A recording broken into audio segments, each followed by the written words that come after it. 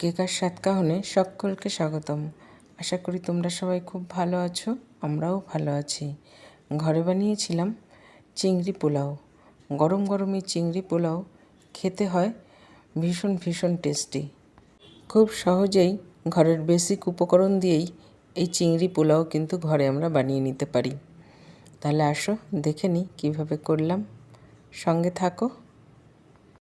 চিংড়ি পোলাও করার জন্য এখানে নিয়েছি 500 গ্রাম চিংড়ি। সেটাকে খুব ভালো করে ধুয়ে পরিষ্কার করে স্বাদ অনুযায়ী নুন আর হলুদ আর দিয়েছি গোলমরিচের পাউডার দিয়ে এটাকে ভালো করে মেখে রেখে দেবো 10 থেকে 15 মিনিট রেস্টে। আর এখন এখানে কড়াইতে আমি তেল গরম করে নিয়েছি আর সামান্য কড়াইয়ের মধ্যে দিয়ে দিয়েছি নুন, তাহলে মাছটা কিন্তু একটু লাগবে না, কড়াইটা একদম ননস্টিকের মতন কাজ করে। আর সামান্য এখানে ঘি দিয়ে দিলাম। এখন এটাকে চিংড়ি মাছগুলো দিয়ে খুব ভালো করে ভেজে নিতে হবে। বেশি সময় ধরে কিন্তু ভাজবো না, তাহলে কিন্তু চিংড়িগুলো রবারের মতন হয়ে যাবে, খেতে ভালো লাগবে না। ব্যাস একটু নেড়ে চেড়ে ভেজে নিলেই কিন্তু চিংড়ি মাছটা ভাজা হয়ে যাবে। দেখতেই পাচ্ছ চিংড়ি মাছগুলো কিন্তু একদম খুব ভালো করে আমার ভাজা হয়ে গেছে। এখন চিংড়ি মাছগুলোকে আমি তুলে রেখে নেব। আর ওই তেলের মধ্যেই কটা কাজু খুব ভালো করে একটু লালচে রং ধরিয়ে ভেজে নিতে হবে। তোমরা চাইলে চিংড়ি মাছ দেওয়ার আগেও ভেজে নিতে পারো। আমি আগে চিংড়িটা দিয়ে ফেলেছিলাম, তাই এখন ভেজে নিচ্ছি। আর কটা কিশমিশ দিলাম, কিশমিশগুলোকেও ভেজে নেব। এগুলোকে এখন একটু তুলে রেখে নেব। আর এখন এই তেলের মধ্যেই ফোড়নে দেব দারচিনি, লবঙ্গ, এলাচ আর জিরে। এখানে আমি শাহি জিরে ব্যবহার করেছি।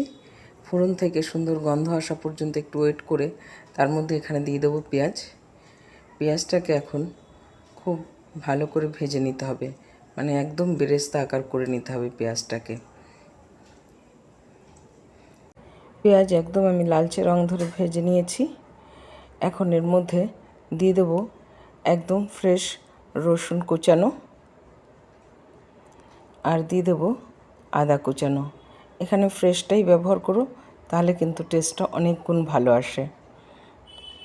এখন সব কিছুর সঙ্গে আর একবার ভেজে নিতে হবে।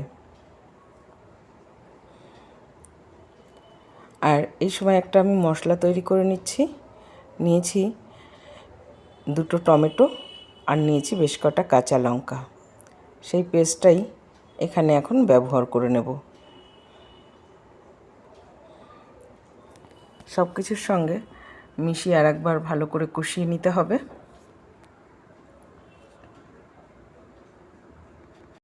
মশলা আমার খুব ভালো করে কষানো হয়ে গেছে।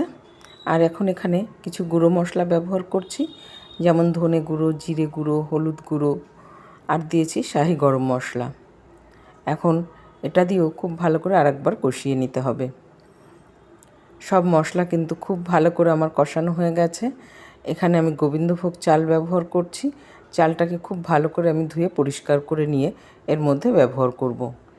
এখন সমস্ত মশলার সঙ্গে চালটাকে একটুখানি ভেজে নিতে হবে। এই চিংড়ি পোলাও খুব সহজেই কিন্তু ঘরে বানিয়ে নেওয়া যায় আর খুব চটজলদিও হয়ে যায়।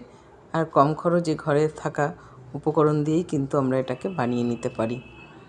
দেখো, এটাকে কিন্তু খুব সুন্দর করে মশলার সঙ্গে আমি ভেজে নিচ্ছি।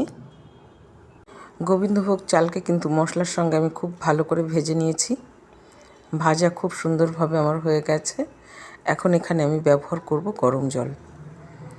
আর দিয়েছি এখানে নারকেলের দুধ। জল আর দুধ মিলে যতটা চাল তার ডাবল জল। পোলাওর এটা সিম্পল একটা রেশিও। তুমি জল যদি ঠিক রাখো, পোলাও তোমার খুব ভালো হবেই।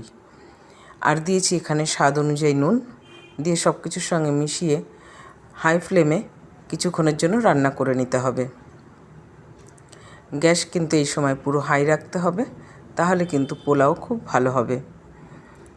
আর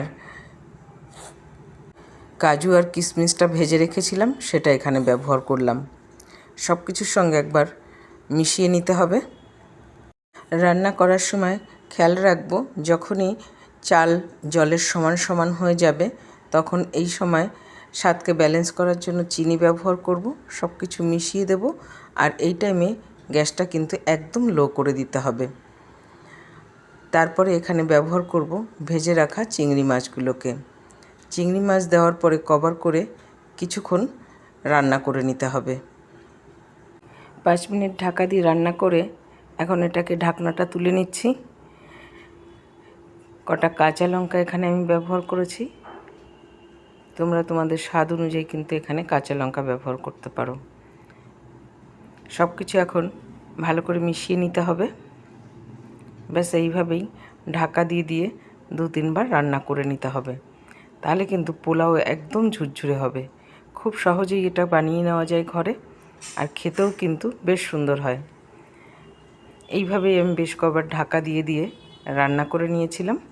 দেখো পোলাওটা কতটা ঝুরঝুরে হয়েছে। এটা দেখতে যত সুন্দর হয় আর খেতেও কিন্তু ভীষণ টেস্টি হয়। একদম ঝুরঝুরে পোলাও। এই গরম গরম চিংড়ি পোলাও লাঞ্চে যদি থাকে, আর বিশেষ করে যদি রবিবারের লাঞ্চে হয়, তাহলে তো কোনো কথাই নেই। ঘরের সবাই একদম চেটেপুটে খাবে। আর চিংড়ি পোলাও আমি সার্ভ করেছিলাম গরম গরম চিকেন কষার সঙ্গে। এই চিকেন কষার সঙ্গে চিংড়ি পোলাও খেতে ছিল একদম অসাধারণ। ঘরের সবাই আমরা ভীষণ তৃপ্তি করে খেয়েছি। তোমাদের কেমন লাগলো কমেন্টে জানাতে কিন্তু ভুলো না।